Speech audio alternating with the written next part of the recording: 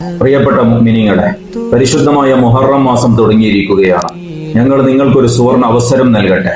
അതായത് കർണാടകയുടെ നോർത്ത് ഭാഗത്ത് 10ഓളം ജില്ലകളിൽ 8ഓളം സ്ഥാപനങ്ങളും 50ലധികം യജു വില്ലേജുകളും അതുപോലെ തന്നെ ഒരുപാട് ഗ്രാമങ്ങളിലുള്ള പാവപ്പെട്ട കുട്ടികളെ താമസിപ്പിച്ച് അവർക്ക് ഉചിതമായി വിദ്യാഭ്യാസം നൽകിക്കൊണ്ടിരിക്കുന്ന ഒരു മഹത്തായ സ്ഥാപനമാണ് മസ്ദർ.